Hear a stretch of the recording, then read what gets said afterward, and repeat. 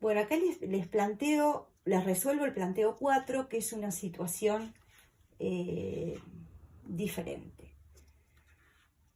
Bueno, el planteo 4 dice: un secadero contracorriente es usado para remover la humedad de cristales que contienen un 10% de agua. Se remueven 100 kilos hora de agua, dejando los cristales con un 2% de agua.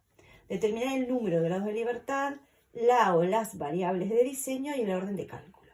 Bueno, si vamos a hacer entonces un balance en el secadero, dijimos que ingresan cristales con un 10% de agua, quiere decir que el resto son sólidos. Y salen con un 2% de agua y un 98% en sólidos. En contracorriente ingresa aire puro, que va a salir aire más agua. Los balances que acá yo pensé es un balance global, un balance en agua, un balance en sólidos, en aire y agua removida. Bueno, el balance global es sencillo porque es A más D, que me da B más C.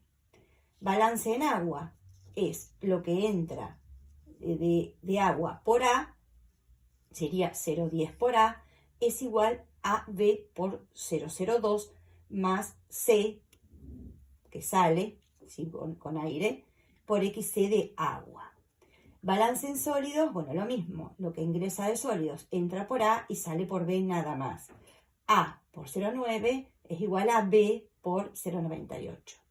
Un balance en aire es la corriente D y C, perdón. D, que es aire puro, y C, que sale con aire. El agua que se removió dijimos que eran 100 kilos hora, o sea que es C por la fracción de XC de agua. Entonces yo acá tengo 5 ecuaciones, ¿sí? Y voy a tener 6 incógnitas. ¿Por qué? Porque no conozco ni A, ni C, ni D, ni B. Tampoco conozco la fracción de agua en la corriente, ni tampoco la fracción de aire en C. Entonces voy a tener 6 incógnitas. Y 5 ecuaciones, 6 menos 5 es 1, es 1 grado de libertad. O sea, una variable en el cual yo puedo elegir para resolver este problema. Voy a armar la matriz de existencia de variables. Como dije en el ejemplo anterior, coloco las ecuaciones, la 1, la 2, la 3, la 4, la 5, y las variables, solamente las variables que no conozco, ¿sí? Las incógnitas, que es A, B, C, D, la fracción de aire y la fracción de agua. Ubico, como expliqué hoy, por cada ecuación qué variable tengo, las ubico. Entonces voy armando la matriz de existencia de variables. Ahora, voy a tener que resolver cómo comienzo a resolver este problema. Primeramente busco una columna que tenga un único 1. En este caso, si miramos la columna de la variable A, no, la de B tampoco, la de C tampoco, la de D tampoco, la de XC de agua tampoco. Solamente la fracción de aire tiene un único 1. Entonces comienzo tachando ese 1, que tacho columna y tacho fila.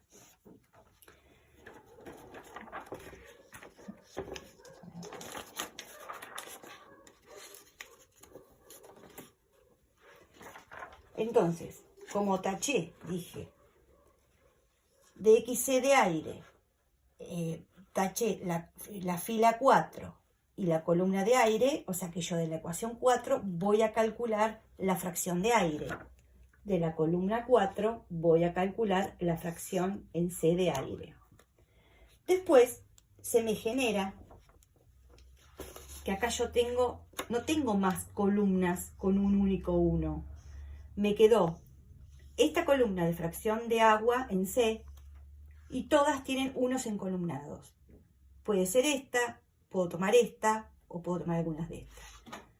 Yo tomé la fracción en C de agua, donde, ¿qué pasa? Acá se me origina lo que he llamado un reciclo, ¿sí?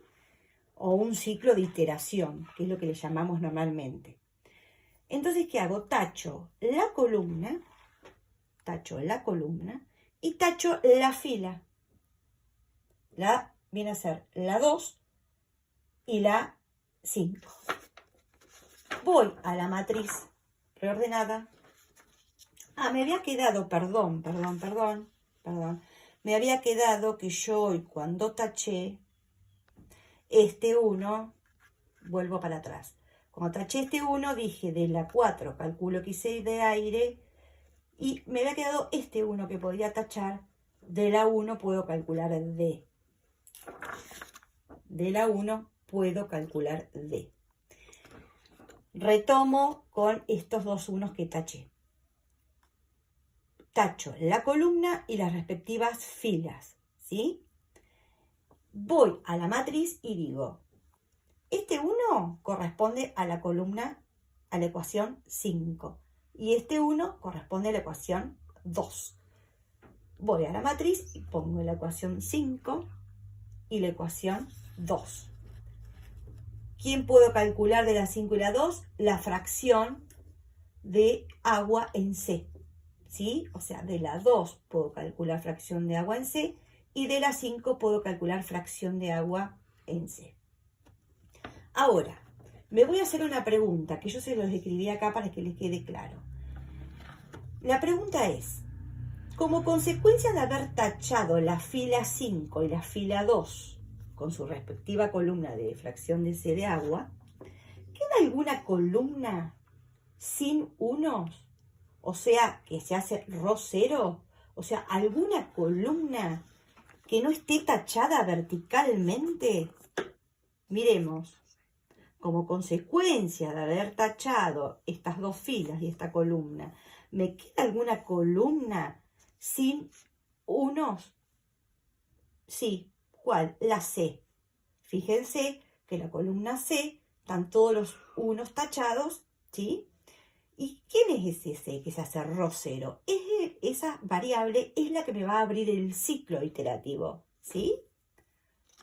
Entonces, ese ciclo iterativo va a estar dado por la variable C, que es la que me va a abrir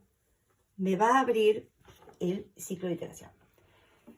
Bueno, como ahí ya pasé, diríamos, el ciclo iterativo y dije que de la 2 voy a suponer la C. O sea, C va a ser la que me da el ciclo iterativo, la voy a suponer. Una vez que taché estos dos, ahora sí, me va a quedar en la variable B, me quedó un 1 sin tachar, tacho columna y tacho fila. O sea que de la 3 voy a calcular la variable B. De la 3 voy a calcular la variable B. La otra variable que me queda sin tachar es A. Esa va a ser la variable de diseño, ¿sí? Bueno, ahora para hacer el orden de cálculo, siempre como dije en el ejemplo anterior, resuelvo de arriba hacia abajo, ¿sí? Así. Entonces digo, supongo A, porque A es mi variable de diseño, ¿sí? Y digo, de la 3 calculo la variable B. De la ecuación 3 calculo la variable B. Acá tengo el problemita del ciclo iterativo. Entonces, voy a suponer C. Supongo C, que es el que me abrió el ciclo. Y digo, calculo de la ecuación 2 la fracción en C de agua. Y de la ecuación 5 la fracción en C de agua. Después me pregunto, ¿esa fracción de C en agua, calculada de la ecuación 2, es aproximadamente igual o igual a la fracción de C en agua que calculé de la ecuación 5? Si me dice que no, vuelvo a suponer la variable C. Y si es igual, o tiene un margen de error pequeño, sigo el ciclo. Termina el ciclo, iterativo. Y sigo el cálculo. ¿Cómo sigo? Digo, de la 1, de la ecuación 1, calculo D, y de la ecuación 4, calculo XC de aire. Y bueno, ahí quedan resuelto esta otra opción que se puede presentar.